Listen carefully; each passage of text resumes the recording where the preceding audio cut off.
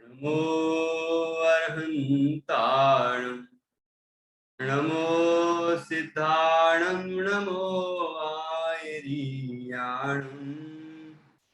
नमो अध्यायाणं नमो लोये सौवसाहुणम् अर्हन्त सिद्ध साहु तिदियं जिण धम्म वयण पडिमाहु जिण निलयाय इदराय नव देवादिं तुमे पोहि मंगलम भगवान वीरो मंगलम गौतमो गणी मंगलम कुंद कुंदाद्यो जैन धर्मो सुमंगलम सर्वमंगल मांगल्यम सर्वकल्याणकारकम प्रधानम सर्वधर्माणां जैनम जयतु शासनम जैनम जयतु शासनम। आचार्य श्री अक्लंक देव द्वारा रचित यह परमानंद स्तोत्र है। अभी 19 श्लोक हो चुके हैं जिसका अभी पाठ किया गया। अब हम 20वें काव्य से चर्चा करते हैं आगे। यहाँ तक हमने आत्मा का स्वरूप शुद्ध चैतन्य लक्षण मात्र जान लिया और आत्मा निर्विकार है, निराबाध है, निरामय है, निर्विकल्प स्वरूप है। ऐसे अनेक विशेषण, अनेक विशेषताएं हमने अभी इस स्तोत्र के माध्यम से समझी हैं और चैतन्य लक्षण से चैतन्य तत्व को जो जानते हैं, सदा चैतन्य स्वरूप जानते हैं, ज्ञानानंदमय जानते हैं, वही वास्तव में पंडित हैं। और तपस्वी जन भी एकमात्र उस शुद्ध चैतन्य की ही साधना आराधना करते हैं और जो साधना करते हैं वही अरहंत बनते हैं और वही सिद्ध बनते हैं। तो इसलिए यहाँ पर 4 श्लोकों के माध्यम से उन्हें अनेक विशेषताओं से युक्त बताया। उन्हें ही परम ज्योति कहा, उन्हें ही परमेश्वर कहा, उन्हें ही परम, उनके ध्यान को ही परम ध्यान कहा, ऐसी परम तप कहा, सारी विशेषताएं यहाँ बताई। अब हम आगे निष्कर्ष की बात जो आने वाली है वो अब हम यहाँ 20वें काव्य से 20वें श्लोक से आगे पढ़ते हैं। बहुत ही सुंदर श्लोक है और भाव बहुत गजब का है। इसमें पूरी प्रवचन सार की 80वीं गाथा की झलक मिलती है। बिल्कुल स्पष्ट रूप से वही विषय दिखाई देता है। आप अभी पढ़ेंगे जब तो आपको भी ख्याल में आएगा। देखिए, पढ़ते हैं अपन।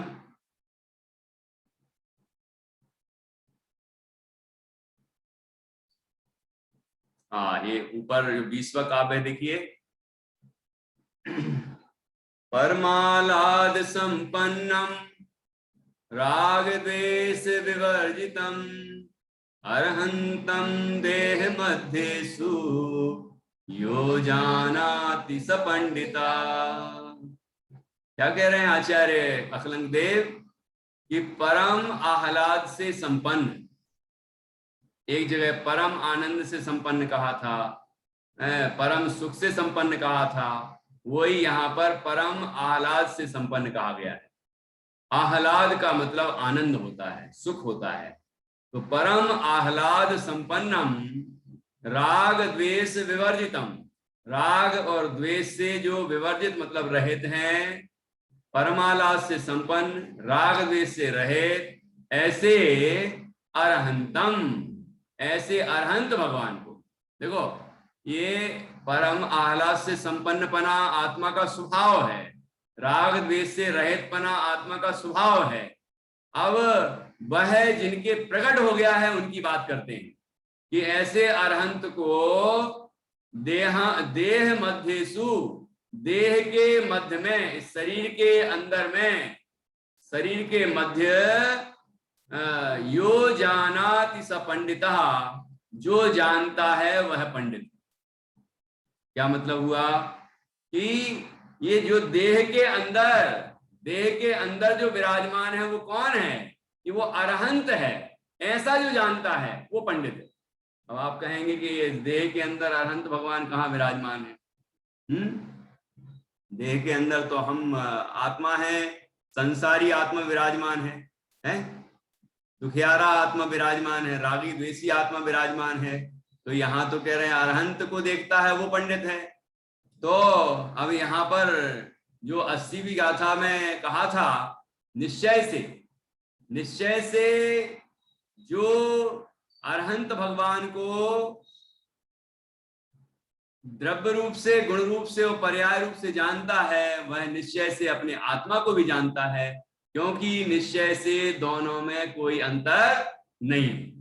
अरहंत आत्मा में और निज आत्मा में कोई अंतर नहीं है। बस उसी दृष्टि से यहाँ पर बताया है कि जो अपने देह के मध्य में, देह के मध्य में जो अपने को अरहंत, देह के मध्य में जो अरहंत को जानता है, अरहंत को जानता है मतलब स्वयं को अरहंत जैसा ही जानता है, स्वयं को अरहंत ही जानता है।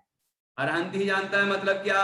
कि अरहंत अवस्था तो प्रकट हो गई है और यहाँ क्या दिखाया है? स्वभाव दिखाया है। तो उस स्वभाव रूप अपने को जानता है। उनके तो आनंद प्रकट हो गया है, उनके तो राग द्वेष का अभाव हो गया है, लेकिन मेरा स्वभाव आनंद स्वरूप है और राग द्वेष से रहित है। ऐसा जो अपने स्वभाव को देखता है, अरहंतों के जैसा ही बना बनाया अरहंत देखता है अपने आप को, वो पंडित है। ये बात कह रहे हैं। तो यही बात वहां 80वीं गाथा में आई है? कुछ अंतर है क्या उसमें? कोई अंतर है क्या? जो अरहंत, जो अपन ने वहां पढ़ा था, वही बात यहाँ पढ़ी है कि नहीं? तो देखिए अब यहाँ क्या बताया? परमालाद संपन्नम राग द्वेष विवर्जितम अरहंतम देह मध्येषु यो जानाति स पंडिता। वहां क्या कहा था? जो जानदि अरहंतम सो जानदि अप्पाणम। जो अरहंत को जानता है वो अपने आत्मा को जानता है। अरहंत को कैसे जानता है? कि द्रव्य गुण पर्याय से जानता है। वैसे ही द्रव्य गुण पर्याय स्वभाव हमारे भी हैं। तो ऐसा जो जानता है वो मोह से मुक्त हो जाता है।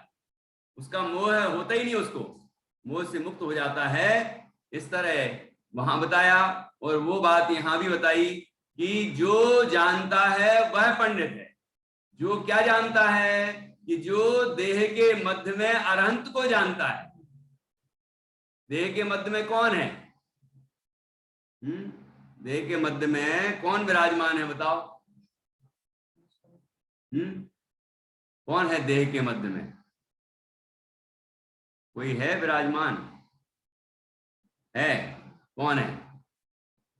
संसारी, दुखियारा, रागी द्वेषी, कसायों से युक्त, मलिन, गंदा, मैला, गंदे मलिन परिणाम वाला।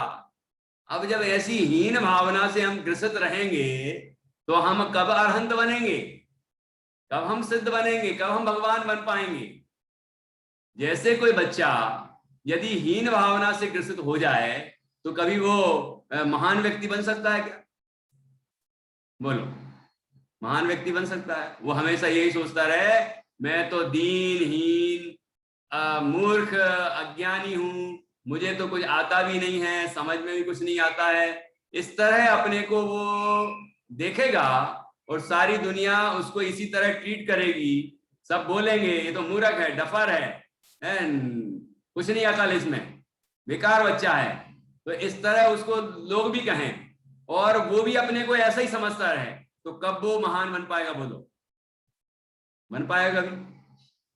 इस तरह से यदि हम उसके साथ व्यवहार करेंगे, उसकी जो प्रतिभाएं हैं, जो उसके टैलेंट हैं, उसको हम नहीं बताएंगे, उसके अंदर हम उत्साहवर्धन नहीं करेंगे उन अच्छे गुणों का, दुर्गुण भी बताएंगे। जैसे कि व्यवहार नए से यहाँ दुर्गुण भी होता है। निर्णय हमने कर लिया कि आत्मा अभी वर्तमान अवस्था में राग द्वेष से युक्त है, लेकिन अवस्था में है राग द्वेष, स्वभाव में नहीं है। जब हम स्वभाव की ऊंची बात समझते हैं तो वो विकार गौण हो जाते हैं। जब हम स्वभाव को मुक्त करते हैं तो विभाव गौण हो जाते हैं। तो गौण करना हमें सीखना भी तो पड़ेगा कि मैं शरीर वाला नहीं, तो फिर मैं स्त्री नहीं, मैं पुरुष नहीं, मैं मनुष्य नहीं, ठीक है। मैं राग आदि विकारी परिणाम वाला नहीं, तो मैं रागी द्वेषी क्रोधी मानी कोई नहीं। मैं दुखियारा नहीं, विभाव रूप नहीं, तो वो उस रूप में नहीं हूं। मतलब मेरा मैं कहां देख रहा हूं इस समय?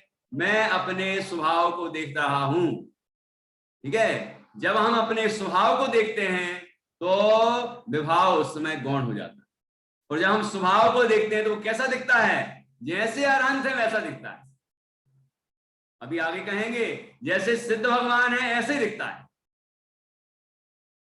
अरहंत आत्मा के समान, सिद्ध आत्मा के समान, परम पवित्र बना बनाया भगवान, ऐसा मेरा शुद्ध चैतन्य आत्म तत्व है। मतलब मैं स्वयं हूं, ऐसे ही आप सब भी हैं। ऐसा जो अनुभव करेगा वो पंडित है। ये पंडित की ये दूसरी परिभाषा आई। जो पहले आई थी सदानंदमयम जीवम यो जानाति स पंडिता स सेवते निजात्मानम परमानंद कारणम। अब यहाँ ये दूसरी परिभाषा आई। क्या कहा? परमालाद संपन्नम राग द्वेष विवर्जितम अरहंतम देह मध्य तु यो जानाति स पंडिता। ठीक है, ये मुझे बहुत पसंद आई थी परिभाषाएं। जब मैंने पहली बार पढ़ा था, जब मैं पढ़ता था तो मैंने अपनी डायरी, मेरी जो पर्सनल डायरी उसमें भी लिखा हुआ, इतनी इतनी जोरदार लगी कि देखो ये है पंडित। मतलब पंडित की परिभाषा क्या है? ऐसा अपने अंदर हमें अनुभव करना चाहिए। ऐसा हम अनुभव न करें और हम अपने को पंडित कह के अपने आप को महान समझें, तो ये कोई समझदारी की बात नहीं है। ठीक है ना, कह लो, दुनिया भी कह देगी, लेकिन हम तो समझ लें कि असल में पंडित कौन है। यदि हम समझ लेंगे तो वैसा बनने का प्रयास करेंगे, है ना। नहीं तो हम बहुत कहते रहेंगे हम तो अरहंत जैसे ही हैं। समय सार में लिखा, प्रवचन सार में लिखा, अन्य ग्रंथों में लिखा, आत्मा तो भगवान है बना बना। कहते रहे कहते रहे, कहने से क्या हो रहा है?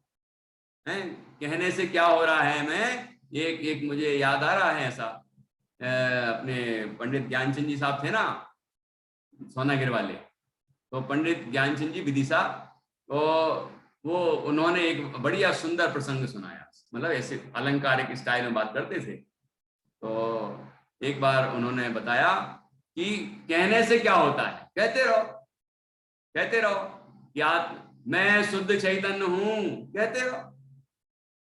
मिथ्यात्व कहता है कि तुम कहते रहो, मुझे कोई फर्क नहीं पड़ रहा। मिथ्यात्व और आत्मा का संवाद कराया क्या कि हम कहते हैं मैं शुद्ध चैतन्य हूं, मैं तो बना बना भगवान हूं, समय सार रूप हूं, भगवान ही हूं। हाँ, कहते रहो क्या तो खूब बखान करो, 10 घंटे 20 घंटे सुनो भी, खूब सुनाओ भी, मुझे कोई फर्क नहीं पड़ता। मिथ्यात्व बना हुआ है, सुरक्षित है। लेकिन मिथ्यात्व कब कांपता है, कब कांपेगा वो, कब दूर होगा, उस पर भी तो विचार कर लें। फिर हमने पूजन की, व्रत किए, उपवास किए और भी अनेक कार्य किए, तो मिथ्यात्व कहता है करते रहो, मुझे क्या फर्क पड़ रहा है, मैं तो ज्यों कहते हूं।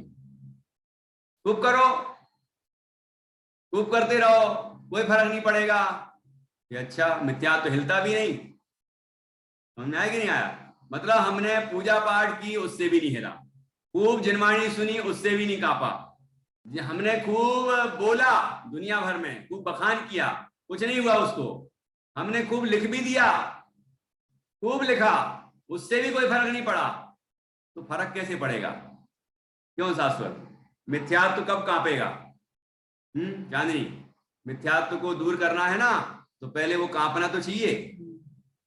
मतलब पहले हिलना चाहिए ना मिथ्यात्व, कि मिथ्यात्व हिलने लगा, भागने की कोशिश करने लगा, भयभीत होने लगा। मतलब अब भागने वाला, अब जाने वाला है, अब उसको लगने लगा कि मैं जा रहा हूं, अब जाना पड़ेगा मुझे। ये एक अलंकारिक भाषा है। कहने का मतलब क्या कि इन सब चीजों से उस मिथ्यात्व को कोई फर्क नहीं पड़ता, मिथ्या मान्यता बनी रहती है। रह ये मैं सम्यक के सन्मुख मिथ्या दृष्टि के प्रकरण में ये सारी बातें लिखी हुई, खूब चिंतन करता है। अब देखना, अब अगला, ये तो बात क्या हुई कि हमने पूजा पाठ खूब की, व्रत उपवास खूब किए, खूब पढ़ा, स्वाध्याय किया, खूब हमने पढ़ाया भी, ठीक है, खूब खूब बोला भी, सब कुछ हुआ, खूब चर्चा भी की, मिथ्या तो रंच मात्र भी हिला नहीं। लेकिन जब हम चिंतन करने लगे तो चिंतन में भी हिलता नहीं है। जब हम चिंतन कर रहे, मतलब हम जैसे चिंतन करते हैं ना, इस गाथा का क्या अर्थ है, इसका क्या अर्थ है, इसका क्या भाव है, बहुत गहराई में भी जाते हैं, उससे भी नहीं हिलता। फिर कैसे हिलता है, कैसे मिथ्यात्व कांपता है, मिथ्यात्व की जड़ें कैसे हिलने लग जाती हैं कि जब जीव अंतर्मुख होकर शुद्ध चैतन्य लक्षण को से युक्त आत्मा को देखने लग जाता है कि जैसा मैंने सुना है वैसा अंदर में है या नहीं। जिस समय जीव इस तरह अंतर में देखने का प्रयास करने लग जाता है, उस समय मिथ्यात्व की जड़ें हिलने लग जाती हैं, ठीक है। और जितना जितना जितना जितना अंतर्मुख होता है, अपने स्वरूप का विचार करता है अंतर्मुख होकर, अपने स्वरूप में ध्यान लगाकर, अपने स्वरूप में उपयोग लगाकर अंतर में ध्यान लगाना शुरू करता है, तो मिथ्यात्व की जड़ें हिलने लग जाती हैं। और जिस समय जीव को अपना शुद्ध चैतन्य स्वरूप अनुभव में आ जाता है, मिथ्यात्व तो पैदा ही नहीं होता। इस तरह मिथ्यात्व का अभाव होता है। अब हम क्या क्या कर रहे हैं वो हमें सोचना है कि हम कहां कहां संतुष्ट हो गए हैं। क्या हम पूजा पाठ व्रत उपवास में ही संतुष्ट हो गए हैं? क्या हम स्वाध्याय करने में ही संतुष्ट हो गए हैं? क्या हम बखान करने में, व्याख्यान करने में ही संतुष्ट हो गए हैं? क्या हम मिथ्यात्व की बुराई करते रहते हैं, मोह महामद पियो अनादि, वो तो शराब पीने के समान है, खूब कहते रहो, मुझे क्या फर्क पड़ रहा है। मिथ्यात्व कहता मुझे कोई फर्क नहीं पड़ता है। और ये सब करते और चिंतन भी कर रहे हैं तो बहिर्मुख, इस गाथा में ऐसा है, इसमें ऐसा है, यहाँ इस ग्रंथ में ऐसा है, यहाँ ऐसा है, बस सब उपयोग कहाँ जा रहा है? ग्रंथ की ओर जा रहा है, बाहर की ओर जा रहा है। समय सार में ऐसा है, प्रवचन सार में ऐसा है, अमृता सीति में ऐसा है, ज्ञानार्णव में ऐसा कहा है, सब जगह ऐसा ऐसा ऐसा ऐसा कहा है। तो इससे क्या हो रहा है?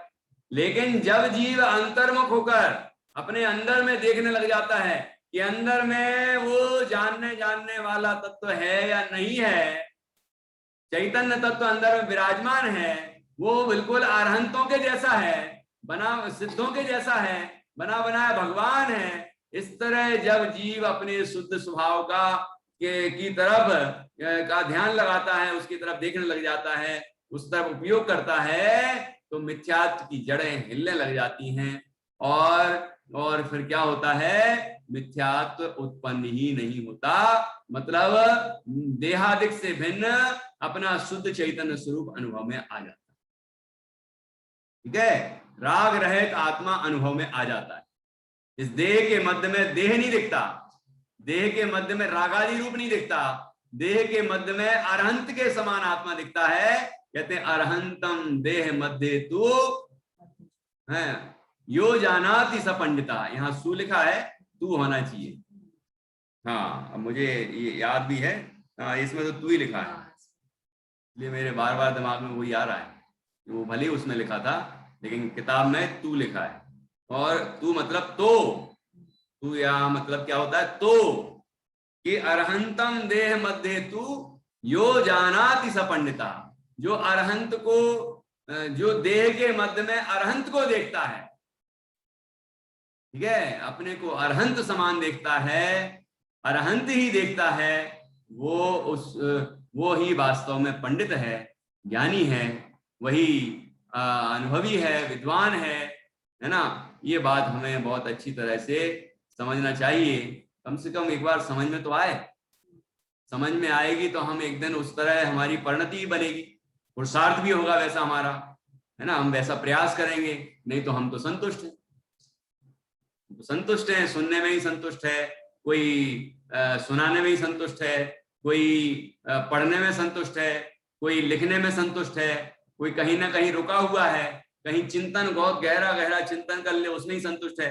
लेकिन चिंतन का मुख्य ध्येय यदि आत्मा नहीं बना, है। अब जब आत्मा की दृष्टि नहीं है तो फिर ये सारा जो है ये मिथ्यात्व को हिलाने में भी समर्थ नहीं है, नष्ट होने का तो कोई काम ही नहीं। ठीक है ना। इस तरह हमें अंतर्मुख होकर विचार करना चाहिए, तभी हम वास्तव में ज्ञानी हैं, तभी हम सम्यक दृष्टि बन पाएंगे। ऐसी बात यहाँ पर बताई गई है। गाथा श्लोक तो याद हो ही गया होगा निश्चित रूप से, बहुत सरल है, बहुत ही सरल है। परमालाद संपन्नम राग द्वेष विवर्जितम अरहंतम देह मध्ये तु यो जानाति स पंडिता। किसी ने सु लिख लिया हो तो तू कर लेना, ता में छोटा ऊ की मात्रा तू। अरहंतम देह मध्ये तु यो जानाति स पंडिता। ठीक है, ये पंडित की दूसरी परिभाषा आ गई, और दोनों में कोई अंतर नहीं है। वहां का था सदानंदमयम जीवम यो जानाति स पंडिता स सेवते निजात्मानम परमानंद कारणम। ठीक है, वहां तो सीधे आत्मा की बात कही थी कि जो अपने को सदा आनंद स्वरूप अनुभव करता है वो पंडित है, और यहाँ कहा कि जो अपने देह के अंदर अपने को अरहंत देखता है वो पंडित है। तो अरहंत भी तो वैसे ही हैं, सदा आनंदमय है ना, आनंद स्वरूप प्रकट हो गया उनके, ठीक, राग द्वेष से रहित हो गए हैं।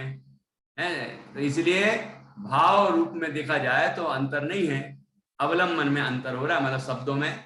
वहां अरहंत की बात नहीं कही थी, यहाँ अरहंत को अवलंबन बनाया। मतलब अरहंत को जैसे अरहंत होते हैं वैसा अपने स्वरूप को देखता है, वहां प्रकट है, यहाँ पर स्वभाव है। तो जब अरहंत के जैसा स्वभाव अपना देखता है तो वह धर्मात्मा हो जाता है, ज्ञानी हो जाता है, मोह मुक्त हो जाता है, सुखी हो जाता है।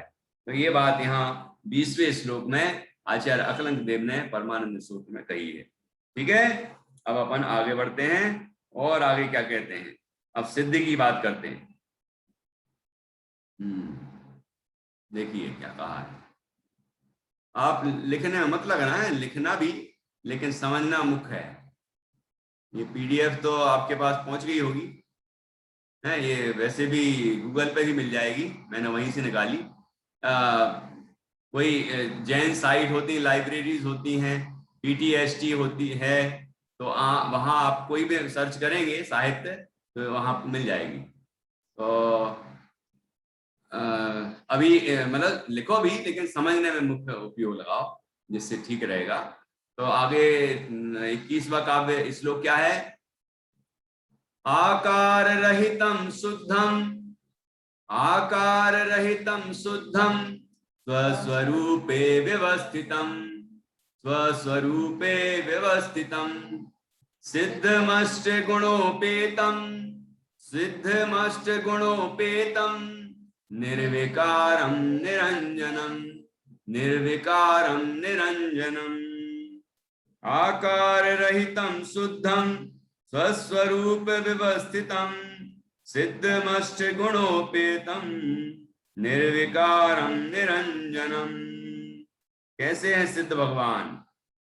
ठीक है, सिद्ध का स्वरूप बताया और सिद्ध के समान अपने को देखना है।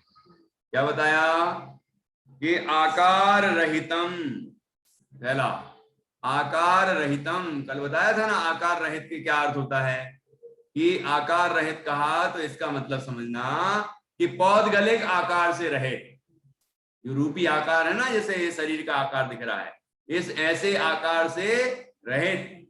आकार रहितम शुद्धम की, और जो शुद्ध है, ठीक है, आकार रहित है मतलब पौद्गलिक आकार नहीं, मतलब काला नीला पीला ऐसा कोई आकार दिख जाए या वो ये बनावट वैसी दिख जाए कि कल पौद्गलिक पुद्गल जैसी, वैसा नहीं है। आकार वैसा आकार तो होता ही है, ये जो प्रदेशत्व गुण के कारण होता है वो तो प्रत्येक वस्तु का होता है। तो यहाँ इस पुरुषाकार है, पुरुष शरीर में तो पुरुषाकार है, ठीक है ना, लेकिन वो पुद्गल जैसा आकार मतलब दिखे ऐसा नहीं है, दिखने वाला आकार। ठीक है, तो आकार रहितम, सिद्ध भगवान भी सिद्ध अवस्था में विराजमान है, तो वो भले ही अपन चित्र में ऐसा बना देते हैं कि वो सफेद सफेद सा बना देते हैं, है ना, लेकिन कोई सफेद सफेद थोड़ी होते हैं भगवान, वो तो आत्मा तो अरूपी है, आत्मा तो अरूपी है और सफेद भी रूप है, इसलिए अरूपी समझना है। वो एक समझने के लिए एक सिंबल बना देते हैं, आकृति। वस्तुतः तो आत्मा अरूपी है, सिद्धात्मा अरूपी हैं, इसलिए उनका आकार वैसा बनाया नहीं जा सकता। तो आकार रहितम, फिर शुद्धम, जो शुद्ध है, अर्थात रागादि समस्त विकारी परिणामों से रहित है, मुक्त है, ठीक है। और स्वस्वरूपे व्यवस्थितम, स्वस्वरूपे अपने स्वरूप में ही जो व्यवस्थितम मतलब अवस्थित हैं, जो लीन हैं, अपने स्वरूप में ही मग्न रहते हैं, ठीक है। सदा सकल के ज्ञायक तदपि निजानंद रस लीन, या अपने आत्मा के आनंद रस में लीन रहते हैं।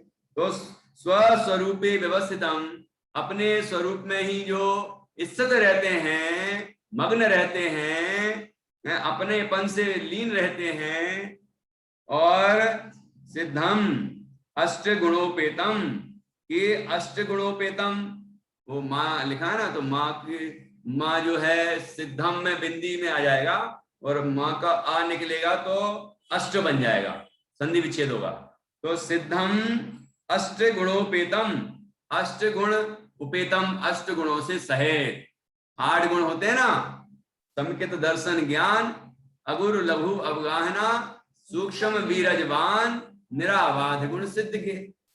अनंत दर्शन, अनंत ज्ञान, अनंत सुख, अनंत वीर, और सूक्ष्मत्व, अवगाहनत्व, अव्याबाधत्व, और अगुर लघुत्व। तो ऐसे जो 8 गुण हैं भगवान सिद्ध के, कि वैसे ही अपने को देखता है, अष्ट गुणों से सहित, ठीक है। 8 गुणों से सहित होते हैं सिद्ध भगवान, आकार से रहित होते हैं और शुद्ध होते हैं, स्वस्वरूप में स्थित रहते हैं, और निर्विकारम, विकार से रहित होते हैं। कोई विकृति जो वर्तमान अवस्था में आत्मा में दिख रही है, विकृति, राग द्वेष काम क्रोध की विकृति, वो कोई विकृति उनमें नहीं होती, निर्विकार होते हैं।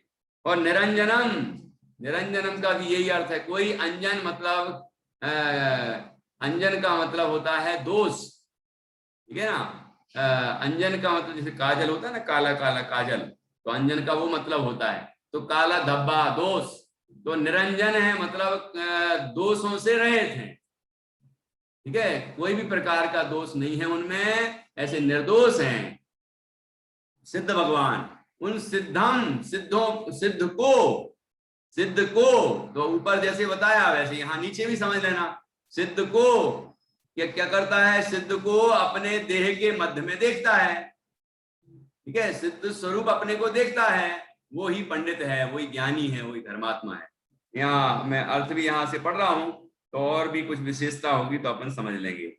पहले 20वां, परम आह्लाद युक्त राग द्वेष रहित अरहंत देव को जो ज्ञानी पुरुष अपने देह रूपी मंदिर में विराजमान देखता व जानता है, वस्तुतः वही पुरुष पंडित है।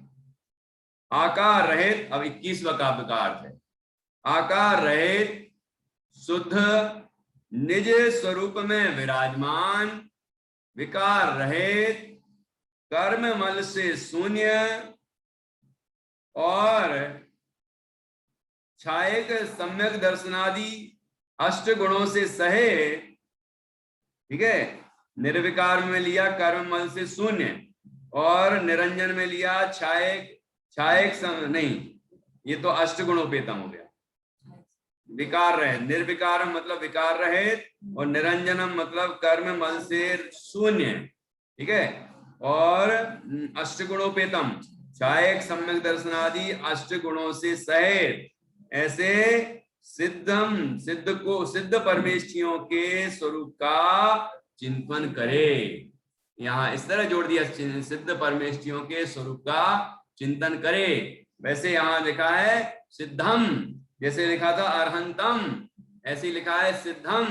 तो अब बाकी पंक्ति तो है नहीं यहाँ कि क्या करना सिद्धों को, सिद्ध को क्या करना। तो जैसे अरहंत को क्या किया ऊपर कि अरहंतम देह मध्य तु यो जानाति सपंडिता, तो सिद्धम देह मध्य तु यो जानाति सपंडिता। ख्याल में आ रहा है कि नहीं आया।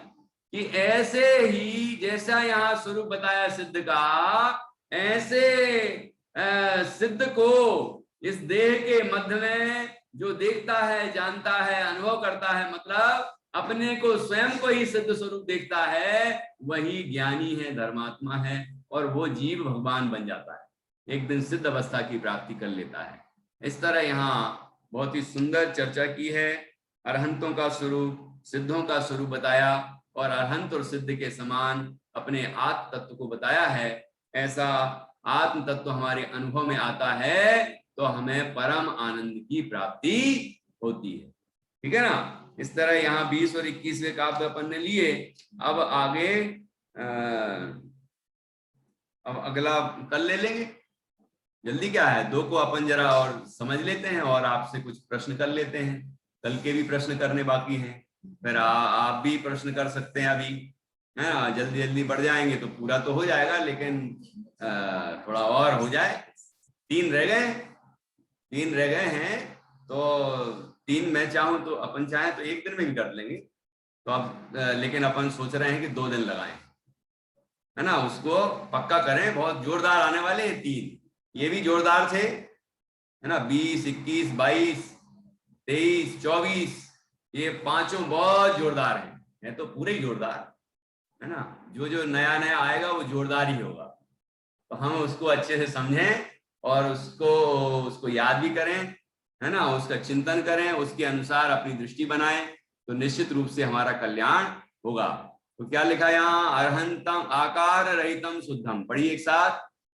आकार रहितम शुद्धम स्वस्वरूपे व्यवस्थितम सिद्धम सिद्धमष्ट गुणोपेतम सिद्धमष्ट गुणोपेतम निर्विकारम निरंजनम। यदि सिद्धम फिर बोलेंगे तो फिर वो गलत हो जाएगा उच्चारण। कभी भी माँ इस तरह आता है जिसमें जो संधि वाला है, तो उसको बाद में ही बोलना चाहिए। सिद्धमष्ट गुणोपेतम, इससे फायदा क्या, क्यों, कारण क्या कि मष्ट कहने में माँ भी आया और अ भी आया, तो जब हम विच्छेद करेंगे तो सिद्धम हो जाएगा और अष्ट हो जाएगा। और यदि हमने सिद्धम बोला तो कैसे बोलेंगे, पहले तो ये बता दो। सिद्धम कैसे बोलेंगे, तो वो तो सही है ही नहीं। तो सिद्ध मष्ट गुणोपेतम निर्विकारम निरंजनम, इस तरह से हम इसका उच्चारण करेंगे। ठीक है, तो आप अपन इसको और घोंटते हैं जरा, है ना, घुटाई करते हैं थोड़ी, फिर आपसे भी पूछते हैं कि आपने इतनी देर में क्या समझा है। हाँ, ये 2 श्लोक हो गए। हाँ चलो बताओ भाई, 2 श्लोकों का मर्म बता दो, किसने किसने समझ लिया है। पहले तो बताना है कि अरहंत भगवान कैसे, अभी जैसा प्रश्न करें वैसे उत्तर देना। अरहंत भगवान का क्या स्वरूप है ये बताना। फिर अभी पूछूंगा सिद्ध भगवान का क्या स्वरूप है। ठीक है, हाँ चलिए बताइए, कौन बता रहा है अरहंत भगवान का स्वरूप। यही जो बताया ना वही बताना, नहीं तो आप वो बोलने लगो जो गृहस्थपना त्याग कर मुनि धर्म अंगीकार कर निस्वभाव साधन द्वारा 4 घातीय कर्मों का क्षय करके अनंत चतुष्ट रूप विराजमान हुए हैं, उन्हें अरहंत कहते हैं, है ना। अरहंत परमेष्टि की परिभाषा है ना, मोक्षमार्ग प्रकाशक में दी है, उसी का संकलन ये बालबोध पाठमाला में है। बालबोध में है ना पंच परमेष्टि वाला पाठ, भाग 3। तो यहाँ जो बताया है वो बताना है, और जितना पूछा उतना ही बताना है। हाँ जी, सानवी की दादी जी, हाँ मंगला जी बताएं। अरहंत भगवान का स्वरूप परम आह्लाद से संपन्न, यानी आनंद से संपन्न, आह्लाद यानी आनंद, आनंद से संपन्न, और राग द्वेष से विवर्जित, यानी जिसमें राग द्वेष नहीं है, राग द्वेष निकल चुके हैं, ऐसा अरहंत भगवान का स्वरूप जानो। बिल्कुल ठीक है, तो इस तरह से ये 2 ही तो बातें बताई, अरहंत के स्वरूप में 2 ही बातें तो बताई हैं, परमाह्लाद संपन्नम और राग द्वेष विवर्जित। अब राग जी सम आ गया, सारे विकार आ गए, क्योंकि सब विकारों को राग द्वेष में गर्भित किया जाता है। 25 कसायों को राग द्वेष में विभाजित किया जाता है। तो सब कसाय, सारे विकार आ गए, तो सब विकारों से मुक्त हैं भगवान अरहंत। विकार होगा भगवान अरहंत को, क्यों रानी बाबू? अरहंत भगवान को एकाध तो विकार होगा, कोई विकार नहीं है उनको, है? अरे कुछ कुछ तो होगा, जैसे जैसे क्रोध, मान, माया, लोभ, कुछ तो होगा भगवान को, नहीं है? नहीं कुछ नहीं है, नहीं। अच्छा, हास्य तो होगा, हास्य, हंसते होंगे भगवान? नहीं नहीं नहीं नहीं, भगवान हंसते तो होंगे ही। भगवान राग देश का सोते ही नहीं है। नहीं तो हंसना क्या है? क्यों हंसना भी कसाय है क्या? याद कर, ये हंसना भी कसाय है क्या? अपन जैसे हा हा हा हा करते हैं, तो ये हंसना कसाय है क्या? है कसाय है? कैसा है? हाँ पक्का? अरे वाह, इतना बढ़िया। हाँ, ये कसाय है, 25 कसाय ना, तो उसमें ये कसाय है। अब हम हंसने में कितना इंटरेस्ट लेते हैं, और 9 कसाय हैं, तो वो 25 कसायों को जो अनंतानुबंधी संबंधी क्रोध मान माया लो, अप्रत्यख्यानवण क्रोध मान माया लो, प्रत्यख्यानवण क्रोध मान माया लो, संज्वलन क्रोध मान माया लो, तो कितनी हो गई? 4 चौको 16, 16 और 9 कितनी होती हैं? कितने होंगे? 16 और 9, 16 और 4 20 और 5 25 हो गई ना। तो इसलिए ये 16 तो हो गई, कसाय कहते हैं इनको, और 9 को कहते हैं नो कसाय। लेकिन टोटल कितनी हो गई कि 25 कसाय, 25 कसाय। तो 25 कसाय हैं। अब इसमें हास्य भी कसाय है, लेकिन अब लोगों को हंसने में बड़ा मजा आता है। यदि मैं एक कहानी चुटकुला सुना दूं तो पंडित जी तो बहुत जोरदार प्रवचनकार हैं, ऐसा चुटकुला सुनाया, ऐसी कहानी सुनाई कि लोटपोट हो गए हम तो, कितना आनंद आता है। देखो, हम कहानी सुनाते हैं एक उद्देश्य से कि हमें वो उदाहरण से समझ में आए कि वस्तु स्वरूप क्या है, और उसमें आपका यदि मनोरंजन हो जाता है तो वो हमारा उद्देश्य नहीं है, लेकिन हो जाता है। हम कहानी पढ़ते हैं प्रथमान योग में, तो उससे हमारा मन प्रसन्न भी हो जाता है। मन तो प्रसन्न रहना ही चाहिए, लेकिन हंसी भी आ जाती कोई चीज में, कोई हो सकता है कोई चीज आ जाती है तो उससे। लेकिन आचार्य का उद्देश्य वो नहीं कि आपको हंसाना नहीं चाहते हैं, है ना? वो फिल्म वाले हंसाना चाहते होंगे, वो सो चलते हैं, वो हंसाना चाहते हैं, वो हंसाते हैं तो ही आप उनको पैसा देते हो।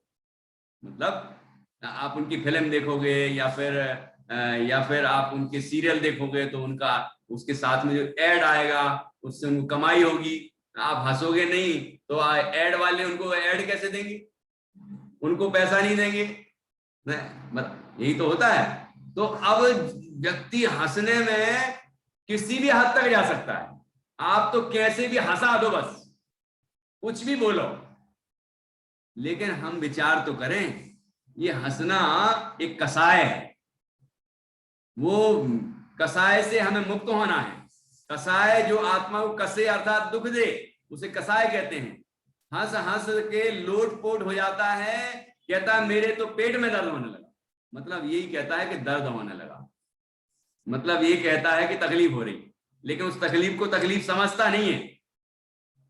देखो, जब हम अपने स्वरूप का विचार करते हैं, परमात्मा के स्वरूप का विचार करते हैं, आत्मा के स्वरूप का विचार करते हैं, तो अंदर में आह्लाद उत्पन्न होता है, प्रसन्नता उत्पन्न होती है ना? आनंद, शांति उत्पन्न होती है। तो वो जो चीज है वो असली शांति है। असली शांति मतलब वो भी यद्यपि मंद कसाय से उत्पन्न हुई है, असली शांति तो आत्मा में जब लीन होते हैं और जो निराकुल आनंद आता है वही कहलाती है। लेकिन ये भी आई है अंदर से, तो उसमें शांति महसूस होती है।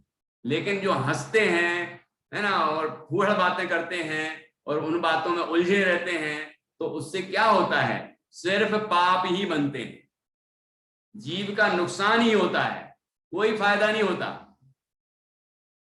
जब कोई का मन अशांत होता है तो क्या करता है? है? मन जब अशांत होता है तो क्या करते हैं हम लोग? चलो कौन बताएगा? चांदनी तुम क्या करती है जब तुम्हारा मन अशांत होता है? मन नहीं लगता, अनमना सा लग रहा है, ठीक ही नहीं लग रहा, बीमार वाला ठीक नहीं, अरे अच्छा नहीं लग रहा है कुछ, हाँ, तो क्या करते हैं? शांत हो जाते हम तो सो जाते हैं। ठीक है, यार हम तो शांति से सो जाते हैं, चलो सोए। तो सोना तो ठीक है, वो तो कसाय नहीं है, हैं? वो विकार नहीं है, वो भी है, प्रमाद में आता है वो, जो 15 प्रकार के प्रमाद हैं उसमें निद्रा है, हाँ, वो भी विकार है। अब और उपाय करते, कोई और उपाय ढूंढते हैं अपन, क्या करना है? परमात्मा की भक्ति कर सकते हैं कि नहीं? अच्छा सात्विक तुम बताओ क्या करते हो? सात्विक, अब वो पंडितों जैसा मत बोलना है, सही सही बोलना, क्या करते हैं? थोड़े अलग चले जाते हैं एकांत हैं? टाइप में, थोड़े क्या करते अलग हैं? चले जाते हैं एकांत टाइप में। हाँ, कहीं घूमने फिरने चले जाते हैं, है ना, और कहीं खेल कूद करने लग जाते हैं, कहीं खेलने लग जाते हैं, कहीं कहीं कोई और भी काम करने लग जाते हैं। देखो बताइए, हम लोग भी यही करते थे। जब पता नहीं होगा, जीव को इस बात पर विश्वास नहीं होगा तो करेगा क्या? तो यही लगता है, और माहौल भी यही बनाया जाता है, जब तुम्हारा खराब हो तो फिल्म देख लो, थोड़ा फिरने निकल जाओ, थोड़ा आउटिंग कर लो, बाहर चले जाओ, थोड़ा मनोरंजन हो जाएगा, हा हा ही हो जाएगी, थोड़ा हंस लो, फिर लो, है? तो ये ठीक रहेगा कि नहीं? अब जंगल में मुनिराज रह रहे हो, वहां कोई बोलने वाला भी नहीं हो, अकेले हो, निकल थे तो अकेले हो, अब उन्हें तो कोई मनोरंजन तो हो ही नहीं रहा है, अब कैसा लगता होगा? घुटन होने लगती हो, कैसा लगता होगा? बताओ, सोचो, थोड़ा सोचें, हम विचार करें, क्या कैसा लगता होगा? कैसा लगता है? जो आनंद का बना हुआ है, आनंद से परिपूर्ण है, ऐसे शुद्ध चैतन्य निजात्मा का अनुभव करते हैं और आनंद ही आनंद लेते हैं। नहीं तो फिर सिद्ध भगवान क्या करेंगे? सिद्ध भगवान के तो शरीर भी नहीं है, कोई वस्तु नहीं है, कोई संयोग नहीं है, अब आप बताओ वो कैसे रहते होंगे? कैसे आनंदित रहते होंगे कि नहीं रहते होंगे? गृहस्थ को ऐसा महसूस ही नहीं होता कि, गृहस्थ मतलब अज्ञानी गृहस्थ, गृहस्थ को ऐसा महसूस ही नहीं होता कि बिना साधनों के भी आनंद लिया जा सकता है। पता है, कई लोग मुझे ऐसा बोलते हुए सुनने में आते हैं, कहते हैं बेचारे महाराज जी, ठंड लगती है ना अपन को, जब ठंड लगती है, बेचारे महाराज जी कितनी ठंड लग रही हुई है उन्होंने, ऐसे बोलते हैं। ऐसा लगता है कि कैसे मूर्ख लोग हैं बेचारे। बेचारे मतलब क्या होता है? जिनके कोई चारा ना हो, चारा मतलब आश्रय, जिनके कोई आश्रय ना हो बेचारा है, और उनके तो आत्मा का आश्रय है, आत्मा का आश्रय लेते हैं, तो वो बेचारे कैसे हो गए? हम उन्हें बेचारा समझते हैं, ये हमारी ये गुरु संबंधी या मुनिराज संबंधी ये हमारी भूल है, ये भूल है हमारी, कि वो ठंड हो या गर्मी हो या बरसात हो, जब अपने को देह रूप देखते ही नहीं, तो फिर उनको ठंड गर्मी और बरसात से क्या है? देखो भैया, वो बेचारे सब तो कछु छोड़ दो उनने, सब छोड़ छाड़ के बैठे हैं, उनके पास महल था, धन था, संपदा थी, पत्नी थी, बच्चे थे, सब छोड़ दिया, अब जंगल में रहते हैं। कैसे रहते होंगे? कैसे रहते होंगे? ये अज्ञानी लोग ही बोलते हैं। स्वाध्याय भी हो, स्वाध्यायी हो, वो भी ऐसा नहीं बोल सकता। जिसको जिनवाणी का स्वाध्याय होगा, ज्ञान होगा, मुनिराज के स्वरूप का ज्ञान होगा, उनकी साधना का ज्ञान होगा, वो भी ऐसा नहीं बोल सकता, क्योंकि उसे पता है कि वो क्या करते हैं, ठीक है ना? तो उन्हें साधनों की जरूरत है ही नहीं। हम साधनों में सुखी हैं क्या? हम लोगों के पास सब कुछ है, अब सब कुछ लगा है हमारे घर में, है ना, सब चीजें हैं, वस्तुएं, सब सामग्रियां हैं, पर सुखी हैं कि दुखी हैं? सोच लें, अपन विचार करो। अब अभी जिसके यहाँ कोई वो दूसरी टाइप की टीवी होती है, तो आप कहेगा नई टाइप की आ गई है, तो आप क्या करें, वो चेंज करो, अब ये लाओ। अब वो उससे बोर हो जाता है, फिर अब ये लाओ, फिर अब उससे हो जाता है, अब ये करो। कोई गाड़ियां चेंज करता है, कोई साड़ियां चेंज करता है, तो कोई मकान चेंज करता है, और मकान चेंज नहीं कर पाए तो इंटीरियर चेंज करता है। और दुख की बात यह है और बेवकूफी की बात यह है, आजकल तो लोग, स्त्री है तो वो पुरुष होना चाहता है, पुरुष है तो वो स्त्री होना चाहता है, तो वो सर्जरी करा लेता है। वो सोचता है कि शरीर में सुख है, वो सोचता है कि भौतिक संसाधनों में सुख है, वो सोचता है कि बाहर में वाहवाही हो, नाम हो, प्रतिष्ठा हो, दुनिया भर में है, उससे सुख है, या रुतबा हो हमारा, उससे सुख है। जो इतना इस तरह सोचता है वो कभी सुखी हो ही नहीं सकता। सुखी वो हो सकता है जो इन सब चीजों से भिन्न अपने चैतन्य आत्मा में सुख खोजता है, वो ही सुखी हो सकता है। क्योंकि लिखा है, सुख प्राप्ति हेतु प्रयत्न करते सुख जाता दूर है, तू क्यों भयंकर भाव मरण प्रवाह में चकचूर है। लक्ष्मी बड़ी अधिकार भी पर बढ़ गया क्या बोलिए, परिवार और कुटुंब है क्या वृद्धि नए पर तोलिए। कहीं कहीं लिखा वृद्धि कुछ नहीं मानिए। इसका विचार विवेक पूर्वक शांत होकर कीजिए, तो वो तो उसमें है, मैं कौन हूं, आया कहां से, और मेरा रूप क्या, संबंध दुखमय कौन है, स्वीकृत करूं परिहार क्या। इसका विचार विवेक पूर्वक शांत होकर कीजिए, शांत होकर कीजिए। कैसे कीजिए? शांत होकर कीजिए, तो सर्व आत्मिक ज्ञान के सिद्धांत का रस कीजिए। ऐसे आनंद मिलता है, और हम खोज रहे हैं बाहर। बाहर बाहर कभी नहीं मिलेगा, कभी नहीं मिल सकता। इस बात का हमें निर्णय करना चाहिए। जब तक हम निर्णय नहीं करेंगे तो बाहर ही खोजते रहेंगे। हाँ, चांदनी ने पूछिए। जी क्वेश्चन पूछना था।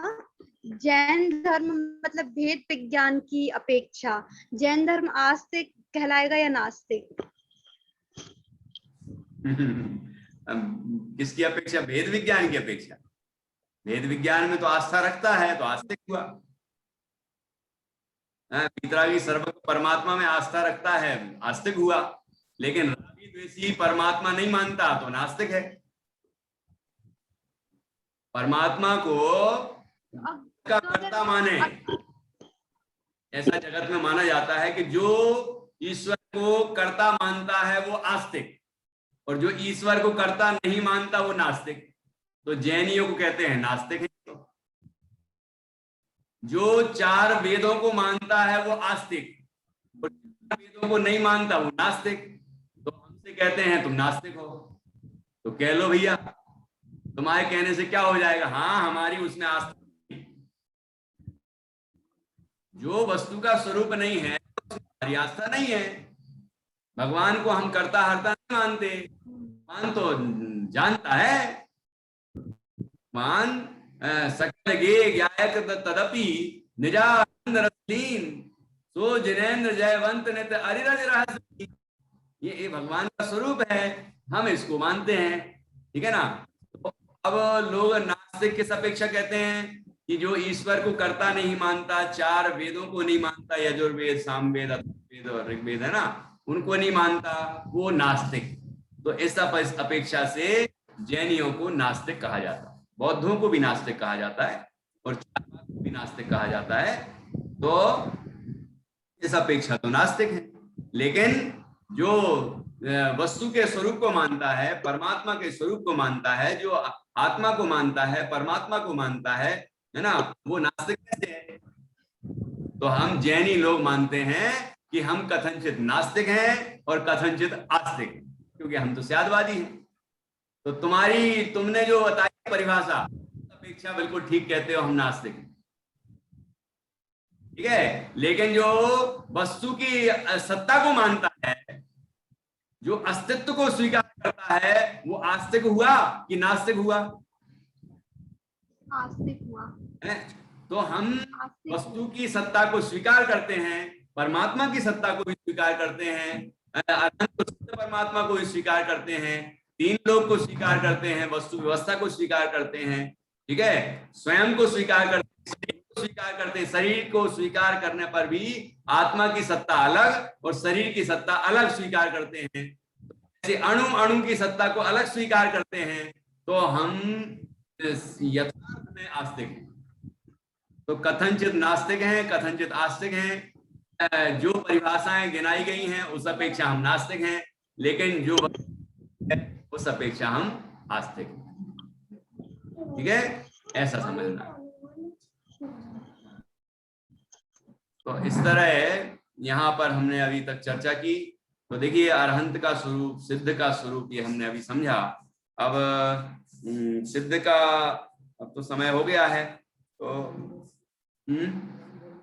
हाँ, तो आप सिद्ध का स्वरूप और बता दो एक बार जल्दी से। हाँ हाँ, नित्या की मम्मी बताएंगी। जो आकार से रहित हैं और जो अपने स्वभाव में लीन हैं तथा 8 कर्मों से सहित हैं, वे सहित सिद्ध हैं, भगवान। 8 गुणों से सहित हैं।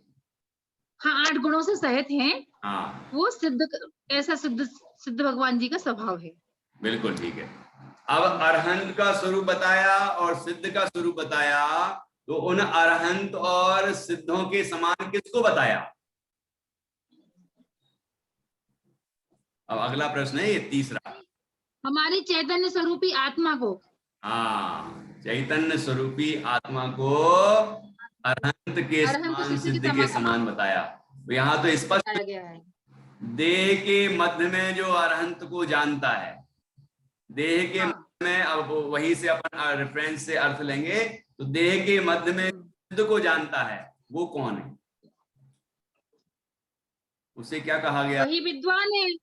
हाँ, वही विद्वान है, वही पंडित है, वही ज्ञानी है, ठीक है ना, वही सम्यक दृष्टि है, सम्यक ज्ञानी है। इस तरह यहाँ पर चर्चा की गई है। बहुत ही सुंदर यहाँ पर चर्चा है, इसको हमें अपने जीवन में जरूर उतारना चाहिए। और अब हम यहाँ चर्चा को विराम देंगे और एक भजन सुनते हैं। बहुत सुंदर भजन है, आज जो अपन ने चर्चा की है उससे संबंधित ही है वो, और उसके बाद फिर हम जिनवाणी स्तुति करेंगे और चर्चा को यहाँ विराम देंगे।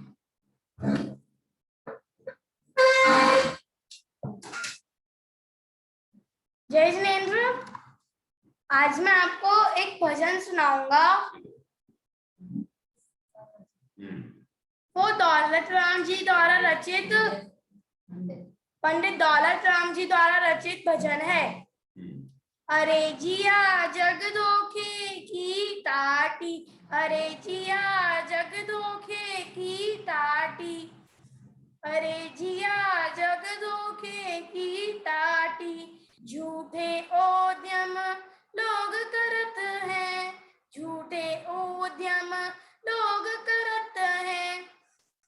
जामे निश दिन घाटी, जामे निश दिन घाटी, अरे जिया जग धोखे की टाटी, अरे जिया जग धोखे की टाटी। जानबूझकर अंध बने हैं, जानबूझकर अंध बने हैं, आंखन बांधी पाटी, अरे जिया जग धोखे की टाटी, अरे जिया जग धोखे की टाटी। निकल जाएंगे प्राण चिनक में, निकल जाएंगे प्राण चिनक में, पड़ी रहेगी माटी, पड़ी रहेगी माटी, अरे जिया जग धोखे की टाटी, अरे जिया जग धोखे की टाटी। दौलत राम, दौलत राम, दौलत राम समझ मन अपने, दौलत राम समझ मन अपने, दिल की खोल कपाट,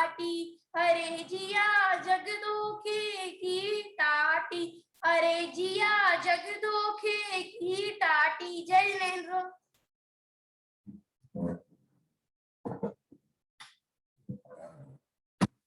अभी मैं सोच रहा था आज सुबह कि बच्चों को भी मैं इस टाइम में बोला हूँ, 30 बच्चों ने सुना है, तो एक एक बच्चे ने एक एक नया नया भजन सीखा है। तो उसमें कुछ जिनवाणी स्तुतियां हैं, कुछ भजन हैं, तो कुछ देव स्तुति, शास्त्र स्तुति, गुरु स्तुति, मतलब देवभक्ति छोटी छोटी, और इन 5 कवियों की जो भाव गर्भित हैं। तो ऐसे मैंने विचार किया आपके बच्चों में से भी कुछ बच्चों ने याद किया है, तो उनको भी आप बुला सकते हैं इस टाइम में, तो उनसे भी हम सुन सकेंगे। और नहीं तो मैंने सोचा है कि कुछ बच्चों को बोलूंगा आज तुम आ जाना भाई, आज तुम आ जाना, ऐसे एक एक बच्चे से आपसे सुनाऊं। तो उस दिन तो 30 बच्चों ने सुनाया, एक एक बच्चे ने एक एक भजन। और आप देखो कितना भाव है, और बच्चे कितना भावपूर्ण तरीके से बोलते हैं।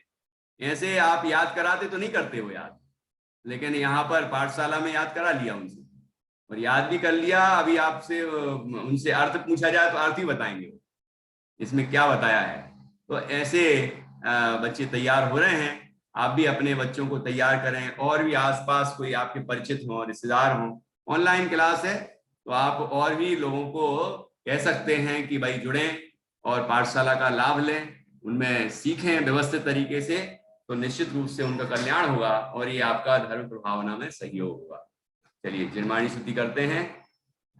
निज निधि निज में बताई, यह अनंत उपकार है, इसके लिए जिनवाणी माँ को वंदना सतवार है, वंदना सतवार।